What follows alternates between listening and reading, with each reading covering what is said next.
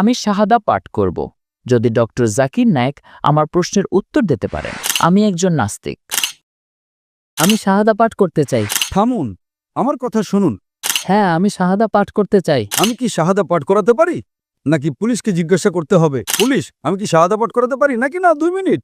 আপনি কেন অমুসলিমদের মুসলিম হতে বাধা দিতে চাইছেন? আসসালামু আলাইকুম বন্ধু। এক অমুসলিম ভাইয়ের 3টে কঠিন প্রশ্ন, আর এই 3টে কঠিন প্রশ্নের উত্তর পেলেই সে ইসলাম ধর্ম গ্রহণ করবে। মাশাল্লাহ, আলহামদুলিল্লাহ। তো এই অমুসলিম ভাই কিভাবে 3টে প্রশ্নের উত্তর ডক্টর জাকির নায়েকের কাছে পেলেন এবং তিনি কিভাবে ইসলাম ধর্ম গ্রহণ করলেন, এই সুন্দর ভিডিওটি আমরা দেখব শেষ পর্যন্ত। তো চলুন বন্ধুরা, ভিডিওটি আমরা দেখি। আমি শাহাদা পাঠ করব যদি ডক্টর জাকির নায়েক আমার প্রশ্নের উত্তর দিতে পারেন। আমার নাম মিফতাহ।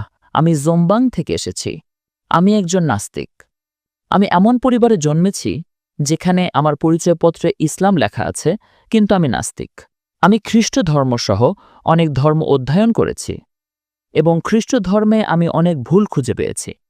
আমার প্রশ্ন হল, বৌদ্ধ ধর্মের ত্রিপিটকের এমন একটি শ্লোক উল্লেখ করুন যা অন্য কোনো শ্লোকের সাথে বিরোধপূর্ণ অথবা যা বৈজ্ঞানিকভাবে ভুল।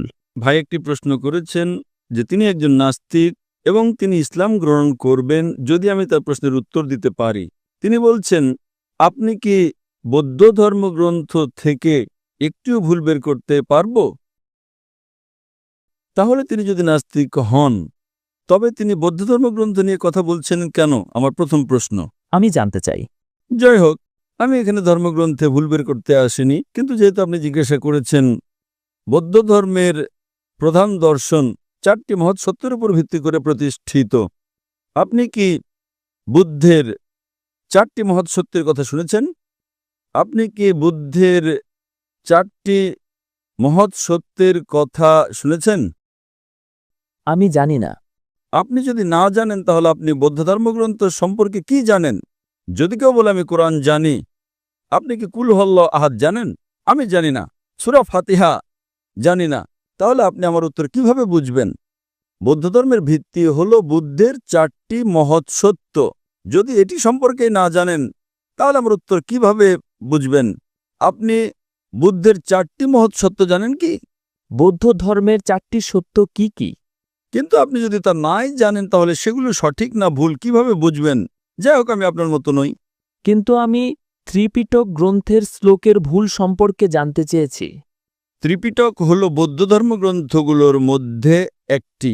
বৌদ্ধ ধর্মগ্রন্থে ধম্মপদ সহ আরও অনেক কিছুই রয়েছে, কিন্তু আমি মৌলিক বিষয় নিয়ে আলোচনা করছি, আরও ভালো মৌলিক বিষয়। এখন বুদ্ধের মতে তিনি বলেছেন যে 4টি মহৎ সত্য রয়েছে।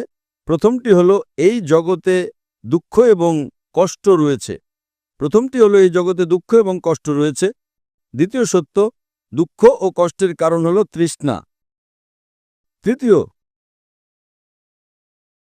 দুঃখ ও কষ্ট দূর করতে হলে আকাঙ্ক্ষা দূর করতে হবে। চতুর্থ, আকাঙ্ক্ষা দূর করতে হলে অষ্টাঙ্গিক মার্গ অনুসরণ করতে হবে। আমি আবার বলছি, বুদ্ধ বলেছেন প্রথম মহৎ সত্য হল এই জগতে দুঃখ এবং কষ্ট রয়েছে। দ্বিতীয়ত, দুঃখ ও কষ্টের কারণ হল তৃষ্ণা। তৃতীয়ত, আকাঙ্ক্ষা দূর করার মাধ্যমে আপনি দুঃখ এবং কষ্ট দূর করতে পারবেন। চতুর্থ, আকাঙ্ক্ষা দূর করার জন্য আপনাকে অষ্টাঙ্গিক মার্গ অনুসরণ করতে হবে। আমি ভুলের কথা জিজ্ঞেস করছি স্যার, অথবা এমন কোনো শ্লোক যা অন্য শ্লোকের সাথে সাংঘর্ষিক।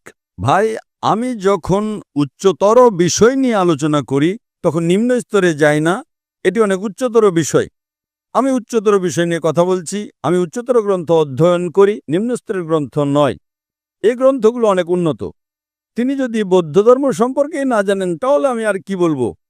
সুতরাং আমি আপনাকে বৌদ্ধ ধর্মের প্রধান খুঁটিগুলোর মধ্যেই ভুল দেখাচ্ছি। আমার প্রশ্ন হল, বুদ্ধের 3য় মহৎ সত্যটি হল দুঃখ ও কষ্ট দূর করতে হলে আকাঙ্ক্ষা দূর করতে হবে। চতুর্থটি হল আকাঙ্ক্ষা দূর করার জন্য আপনাকে 10টা বিধ পথ অনুসরণ করতে হবে। প্রশ্নটা হলো, যদি আমাকে 10টা বিধ পথ অনুসরণ করতে হয় তাহলে সেই পথ অনুসরণ করার জন্য আমার মধ্যে একটা আকাঙ্ক্ষা থাকতে হবে। সুতরাং এটা বলছে যে আকাঙ্ক্ষা দূর করার জন্য আপনার আকাঙ্ক্ষা থাকা উচিত। তাই এটি যৌক্তিকভাবে স্ববিরোধী। আপনি কি বুঝতে পারছেন? হ্যাঁ। বুদ্ধের তৃতীয় মত সত্যটি হল দুঃখ ও কষ্টের কারণ হল আকাঙ্ক্ষা। তৃতীয় সত্য, আকাঙ্ক্ষা দূর করতে হলে কষ্ট দূর করতে হবে। চতুর্থটি হল আকাঙ্ক্ষা দূর করার জন্য আপনাকে 10টা বিধ পথ অনুসরণ করতে হবে। তার মানে সেই পথ অনুসরণ করার জন্য আপনার মধ্যে আকাঙ্ক্ষা থাকতে হবে। সুতরাং এটা বলছে যে আকাঙ্ক্ষা দূর করার জন্য আপনার আকাঙ্ক্ষা থাকা উচিত, তাই এটি যৌক্তিকভাবে স্ববিরোধী। সুতরাং মূল ভিত্তিটাই এটা একটা তাসের ঘরের মতো, এটি স্ববিরোধী। আকাঙ্ক্ষা দূর করার জন্য আপনার আকাঙ্ক্ষা কিভাবে থাকতে পারে? সুতরাং এটাই কারণ। এবং আপনি আমার অন্য ভিডিও ক্যাসেটগুলো শুনতে পারেন, যেখানে আমি বৌদ্ধ ধর্ম নিয়ে কথা বলেছি। কিন্তু আমি মূলত শীর্ষস্থানীয় বিষয়গুলো নিয়ে আলোচনা করি, নিম্নস্তরের বিষয়গুলো নয়। আমি প্রধানত ধর্মপদ এবং অন্যান্য ধর্মগ্রন্থ নিয়ে কথা বলছি। আশা করি এটা আপনার প্রশ্নের উত্তর দিয়েছি। ভারতে শান্তি দেবীর পুনর্জন্ম সম্পর্কে, শান্তি দেবীর পুনর্জন্ম নিয়ে আপনার মতামত কি? ভারতে একজন শান্তিদেবী আছেন, ভারতে অনেক শান্তিদেবী আছেন, তার পুনর্জন্ম হয়েছে। এটি হিন্দু ধর্মের একটা দর্শন, কিন্তু এটি অযৌক্তিক এবং অবৈজ্ঞানিক। কারণ একবার মারা গেলে বৈজ্ঞানিকভাবে আপনার পুনর্জন্ম হতে পারে না। এটা কেবল একটা অনুমান, এটি বৈজ্ঞানিকভাবে মোটেই প্রমাণিত নয়। এবং এমনকি বেদেও যখন পুনর্জন্ম নিয়ে কথা বলা হয়, পুন মানে পরবর্তী, জন্ম মানে জীবন। এমনকি ইসলামও বিশ্বাস করে পুনর্জন্ম বা পরকালে, যার মানে আপনি এই জগতে আসেন এবং পরকালে আপনাকে পুনরুত্থিত করা হবে, কিন্তু কোনো জন্ম মৃত্যুর চক্র নেই। এটা একটা কাল্পনিক কাহিনী। সুতরাং বেদেও যখন পুনর্জন্ম নিয়ে কথা বলা হয় তখন সেটা পরকালের কথা বলে, যেটা আমরা বিশ্বাস করি। আপনি স্বর্গে বা নরকে যাবেন, কিন্তু এটি বিশ্বাস করে না যে আপনি মানুষ হয়ে আবার ফিরে আসবেন, আবার জন্ম নেবেন, আবার ফিরে আসবেন। এটি কেবল একটা অনুমান, যা বৈজ্ঞানিকভাবে অপ্রমাণিত। আশা করি এটা আপনার প্রশ্নের উত্তর দিয়েছি। ঠিক আছে। এবং সূরা ফুসসিলাতের 9 নম্বর আয়াতে বলা হয়েছে যে পৃথিবী 2টি পর্যায়ে সৃষ্টি করা হয়েছে। আপনার মতে পৃথিবী এবং আকাশ কি একসাথে সৃষ্টি করা হয়েছে? আপনার মতামত কি? পৃথিবী ও আকাশ কি একসাথে সৃষ্টি করা হয়েছে নাকি হয়নি? ভাই, সূরা ফুসসিলাতের 41 নম্বর অধ্যায়ের 9 নম্বর আয়াতের কথা বলছেন, যেখানে আকাশ ও পৃথিবীর সৃষ্টি সম্পর্কে বলা হয়েছে এবং তিনি জিজ্ঞাসা করছেন সেখানে কোনো স্ববিরোধিতা আছে কি না। সেখানে একটা আপাত স্ববিরোধিতা রয়েছে। আপাত, আপনি যদি যৌক্তিক না হন তবে আপনার মনে হতে পারে সেখানে একটা স্ববিরোধিতা আছে। সূরা ফুসসিলাতের 41 নম্বর অধ্যায়ের 9 নম্বর আয়াতে বলা হয়েছে যে আল্লাহ আকাশ ও পৃথিবী সৃষ্টি করেছেন। তিনি আকাশকে 2 দিনে সৃষ্টি করেছেন। তিনি আকাশকে 2 দিনে সৃষ্টি করেছেন এবং তিনি সৃষ্টি করেছেন, দুঃখিত, সেখানে বলা আছে যে তিনি পৃথিবীকে 2 দিনে সৃষ্টি করেছেন, 2 দিন দিয়ে শুরু হয়, এবং পাহাড় সৃষ্টি করেছেন এবং সেগুলোকে পৃথিবীর উপরে স্থাপন করেছেন 4 দিনে, এবং আকাশকে সৃষ্টি করেছেন 2 দিনে। এবং তিনি সেগুলোকে বললেন, তোমরা উভয়ে এসো, ইচ্ছায় বা অনিচ্ছায়, এবং তারা বলল, আমরা অনুগত হয়ে আসলাম। আয়াত নম্বর 11। সুতরাং প্রশ্ন হল, যখন আল্লাহ বলেন যে তিনি পৃথিবীকে 2 দিনে সৃষ্টি করেছেন এবং পাহাড়গুলোকে তার উপরে স্থাপন করেছেন উদ্ভিদ সহ 4 দিনে, এবং আকাশকে সৃষ্টি করেছেন 2 দিনে, তাহলে এখানে যদি আপনি 2 + 4 + 2, তবে এটি শোনায় 8-এর মতো। এবং কোরআনের আরও অনেক জায়গায় আল্লাহ বলেছেন যে তিনি আকাশ ও পৃথিবী সৃষ্টি করেছেন 6 দিনে। সুতরাং ইসলামের কিছু সমালোচক আছেন যারা বলেন, দেখো এখানে এটি 2, 4, 2 অর্থাৎ 8 দিন, অথচ অন্য অনেক জায়গায় আল্লাহ বলেছেন তিনি আকাশ ও পৃথিবী সৃষ্টি করেছেন সিত্তাতা আইয়াম, 6 দিনে। সুতরাং একটি স্ববিরোধিতা রয়েছে। আপনি যদি কোরআন পড়েন, কোরআনের আয়াত সূরা ফুসসিলাতের 41 নম্বর অধ্যায়ের 9, 10, 11 নম্বর আয়াতগুলো, সেখানে বলা হয়েছে যে তিনি পৃথিবীকে 2 দিনে সৃষ্টি করেছেন এবং পৃথিবীকে পাহাড় সহ 4 দিনে সৃষ্টি করেছেন। সুম্মা, আকাশকে 2 দিনে। এখন আরবিতে সুম্মার 2টো অর্থ রয়েছে। এর অর্থ হতে পারে এবং, অথবা একই সাথে হতে পারে। সুতরাং আমি যদি আপনাকে বলি যে আমি একটা বিল্ডিং 6 মাসে তৈরি করতে চাই, আমি 6 মাসে তৈরি করতে চাই, 6 মাসে, আমি 6 মাসে বিল্ডিং তৈরি করতে চাই, আমি সীমানা প্রাচীর তৈরি করে 2 মাসে, আমি বেসমেন্ট তৈরি করে 2 মাসে, এবং আমি 20 তলা বিল্ডিংটা তৈরি করি 4 মাসে। আপনি তো 6 মাস বলেছিলেন, এটা তো 4 মাস। সীমানা প্রাচীর 2 মাসে, বেসমেন্ট 2 মাসে। আমি যখন সীমানা প্রাচীর তৈরি করছি তখন আমি একই সাথে বেসমেন্টও তৈরি করছি। সুতরাং আমি যখন 2 মাসে সীমানা প্রাচীর তৈরি করছি তখন আমি বেসমেন্টও 2 মাসে তৈরি করছি।